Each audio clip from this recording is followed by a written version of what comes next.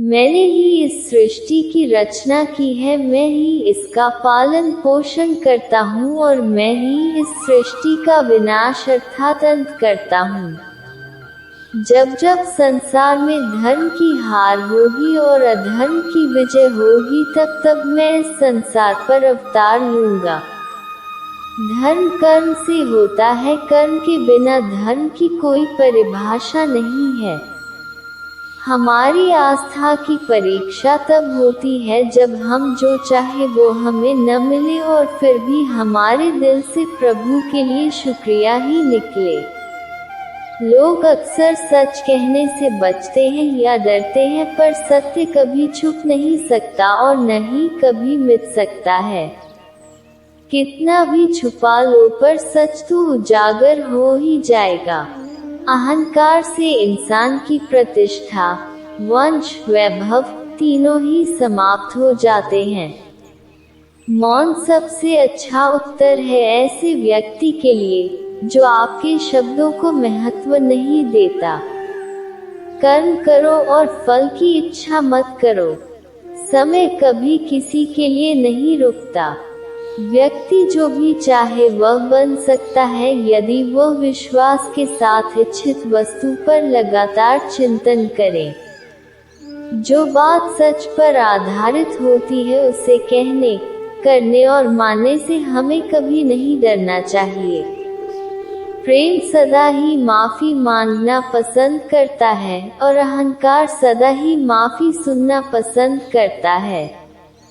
एक बार किसी को माफ करके अच्छे बन जाओ, लेकिन दोबारा उसी इंसान पर कभी भरोसा करके बेवकूफ ना बनो। इंसान की इच्छा पूरी नहीं होती है तो उसका क्रोध बढ़ता है और उसकी इच्छा पूरी हो जाती है तो लोभ बढ़ता है। इसलिए जीवन की हर स्थिति में अपने धैर्य को बनाए रखें। जिस मनुष्य के चारों तरफ नकारात्मक ऊर्जा वाले लोग रहते हैं, उस मनुष्य का मंजिल से भटक जाना निश्चित है। मैंने ही इस सृष्टि की रचना की है, मैं ही इसका पालन पोषण करता हूँ और मैं ही इस सृष्टि का विनाश अर्थात अंत करता हूँ। जब जब संसार में धर्म की हार होगी और अधर्म की विजय होगी, तब तब मैं इस संसार पर अवतार लूंगा। के वश में होने से मनुष्य के जीवन में केवल विकार और परेशानियां ही आती है। मनुष्य के जीवन में सुख दुख का आना जाना सर्दी और गर्मी के आने जाने के समान है, इसलिए हमें इन्हें सहन करना सीखना होगा। निर्बलता ईश्वर देता है, लेकिन मर्यादा मनुष्य का मन स्वयं निर्माण करता है। जीवन में मनुष्य को अपनी वाणी को संयम में रखना चाहिए, क्योंकि वाणी से दिए हुए घाव कभी भी भरे नहीं जा सकते। मनुष्य अपने जीवन में उनके लिए शोक करता है जो इसके योग्य नहीं है। बुद्धिमान व्यक्ति किसी जीवित या मृत के लिए शोक नहीं करता है। मैं हमेशा तुम्हारे साथ और तुम्हारे आसपास ही रहता हूँ, चाहे तुम कुछ भी कर रहे हो। जो हुआ अच्छा हुआ और जो होगा अच्छा ही होगा। स्वयं को मुझ पर छोड़ दो, केवल अपने कर्म पर ध्यान दो। कर्म ऐसा करो जो स्वार्थ रहित और पाप रहित हो। मनुष्य को जीवन में समय चाहे जैसा भी हो अपने परिवार के साथ रहना चाहिए। परिवार पर यदि सुख आता है तो वह बढ़ जाता है और यदि दुख आता है तो वह बढ़ जाता है। मनुष्य को अपने कर्तव्य के पथ से कभी नहीं हटना चाहिए। यह मूर्खता है, क्योंकि इससे न तो तुम्हें स्वर्ग की प्राप्ति होगी और न ही तुम्हारी कीर्ति बढ़ेगी। कृष्ण कहते हैं, भगवान श्री कृष्ण कहते हैं कि सत्संग अर्थात अच्छे लोगों का साथ ईश्वर की कृपा से मिलता है, परंतु कुसंगति में पड़ना मनुष्य के अपने ही हाथों में होता है।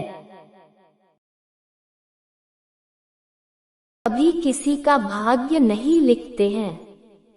जीवन के हर एक कदम पर हमारी सोच, हमारा व्यवहार और हमारा कर्म ही हमारा भाग्य निर्धारित करते हैं। फल की इच्छा छोड़ कर्म पर ध्यान देना चाहिए। गीता में श्री कृष्ण ने कहा है कि मनुष्य को फल की इच्छा छोड़कर कर्म पर ध्यान देना चाहिए। मनुष्य जैसा कर्म करता है उसे फल भी उसी के अनुरूप मिलता है। इसलिए व्यक्ति को अच्छे कर्म करते रहना चाहिए। स्वयं का आकलन। श्री कृष्ण के अनुसार व्यक्ति को खुद से बेहतर कोई नहीं जान सकता, इसलिए स्वयं का आकलन करना बेहद जरूरी है। गीता में कहा गया है कि जो व्यक्ति अपने गुणों और कमियों को जान लेता है वह अपने व्यक्तित्व का निर्माण करके हर काम में सफलता प्राप्त कर सकता है। मन पर नियंत्रण। हमारा मन ही हमारे दुखों का कारण होता है।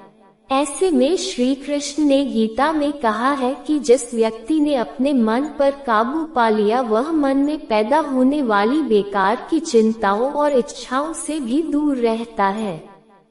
साथ ही व्यक्ति अपने लक्ष्य को भी आसानी से प्राप्त कर लेता है। क्रोध पर काबू रखें। क्रोध में व्यक्ति नियंत्रण खो बैठता है और आवेश में आकर गलत कार्य कर देता है।